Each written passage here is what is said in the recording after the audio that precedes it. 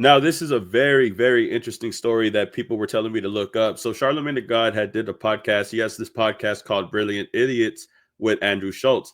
He has this podcast where he goes on weekly. Towards the end of the podcast, they start having this discussion. I'm not sure what sparked the topic or whatever it is that they started talking about, but Charlemagne the God had ended that conversation by talking about a time where Drake had put a green light on him. Now, if you don't know what a green light is, the terminology is a street terminology, and it has a different definition. For the streets, it's put a hat on somebody. A green light, you put a hat on somebody, replace the A for another vowel, and you get what you get. But that's the street term. As far as the security guard's term for this green light, they had to kind of break it down, or Charlemagne kind of had to break it down. So I'm going to play the clip right now and see exactly what it is that he says. People who've been told on site, woken up and jumped. People have gotten out of their bed to jump me at 5 in the morning. That's a commitment. That's you know what I'm saying?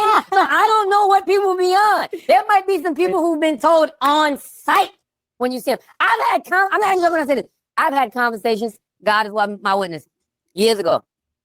Las Vegas. Man, two of the biggest security guards I ever seen in my life. They were doing for security for G-Eazy. If I'm lying, I'm flying. Them brothers came up to me and said, hey, man, you know we had a green light on you for years. We were told that when we see you, just do it. Just do it. All bills will be right. I don't know what just do it meant. And when I tell you that these motherfuckers were huge, I'm talking about huge. Who's that guy from Street Fighter you showed me just now? Balonga? Balrog. 2 Balrogs. I mean. So this is the whole thing that I'm trying to understand. I don't know how casual it was for the security guards just to tell Charlemagne what was going on behind the scenes. I'm not sure if they just let it go and they were able to tell him. But a green light is very serious. And I'm not sure if the terminology is being used correctly here. Charlemagne is saying on site. So I'm assuming green light is just whenever we see him, we got to rough him up a little bit. I'm not entirely sure, but you hear stories about Drake and putting hats. You know, we talk about that Adam 22 situation where they talk about a hat hard drive. You also have stories where Drake had put a bounty on Pusha T for dirt on him. You also have Kendrick Lamar's Whacked Out Murals. Also in the song Whacked Out Murals, where Kendrick Lamar talks about a bounty on his head as well. If you go to the third verse, it says, guys from my city couldn't entertain old boy, promising bank transactions and even Bitcoin. I'll never piece it up. That shit don't sit well with me.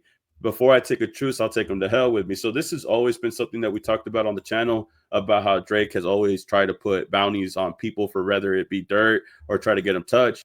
This is just another prime example of that happening. Just to what extent, I'm not sure, but we'll see right now. Big diesel motherfuckers. They was like, man, we were told that when we see you for years, they'll let you have it. But no, we fuck with you, blah, blah, blah, this and that. He told me who it was from and everything. Who? He not like us. He not like us. Damn. Okay, that's a fact.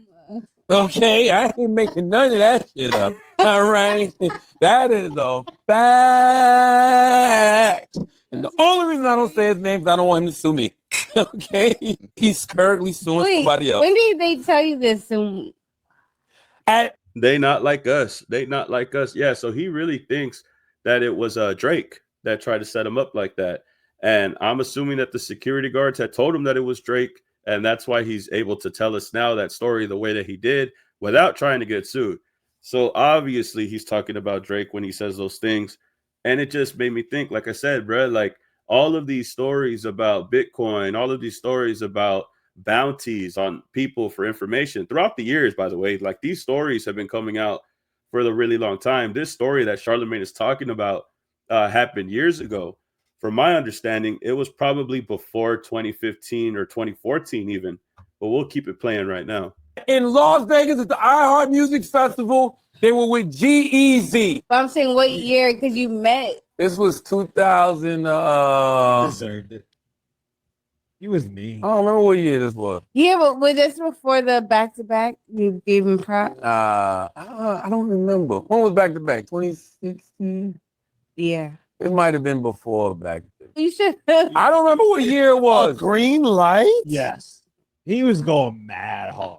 Like, Who Oh, I'm not sitting there acting like a victim. That's what I'm saying. Yeah. Like, No. Why did he deserve that just because he was talking shit? yeah, I don't know. Talk shit back. No. No. If you got the means, that's what you got to know who you fuck. If you got the means, Yeah. I just thank God for always blessing me. That's why I know every time I got jumped, If he got the means, I just thank God for always blessing me. So Charlemagne is just saying that he's just thankful that he never really got into a crazy altercation that could have either been life-changing for him or it could have been an embarrassing moment, like an incident that happened to him previously. We all know what we're talking about. When we say that, we talk about this time where Charlemagne was getting pressed by these people outside of the radio station. If I'm not mistaken, you can correct me if I'm wrong in the comments.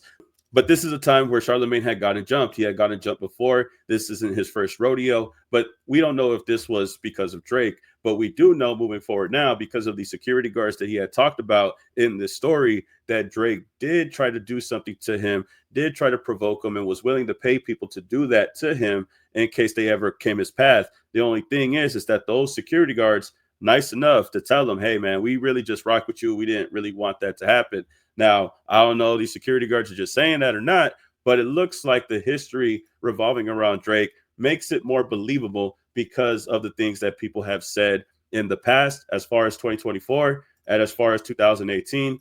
And I believe he said that this was before back-to-back. So going before 2016 and 15, around that era. So a lot of stories about this happening. And then you think about XXXTentacion, think about all these other things that were alleged, even dropping his name in court, all these other things that were being said at the time. It really just makes you think, is Drake really doing this to other celebrities? And how is he able to get away with it for so long until the media picks it up? How do they know this story, right? If they know this story, it's only because somebody personal had told them. They only know this story because Pusha had said something. You got 100K floating around for info. Can't no amount of money create skeletons that don't exist.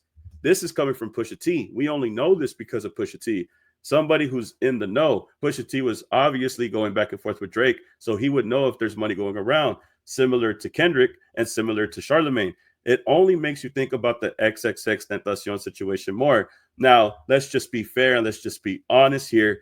I don't know the full extent of what those security guards meant, but from what other stories and from other things being said, I guess what Charlemagne says at the end, it says that he's lucky and God has been blessing him because that man has the sources, he has the money and the resources to really do whatever he can to somebody.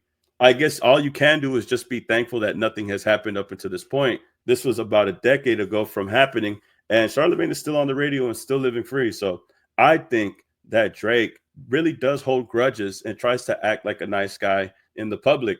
Behind the scenes, he's definitely plotting against his enemies. And I think this was just one example of that, and other examples that follow. But I'm curious to know what you guys think about this. We hear about Drake, we hear about Top 5, we hear about them having a hat, putting a hat, a hard drive, all these rumors going around. And then we hear Charlemagne tell this story. It only adds to the speculation even more. But y'all could tell me how you feel about this and get back to me in the comments. Like, comment, subscribe, and I'll see y'all in the next video, man. Peace. Keep it a legend.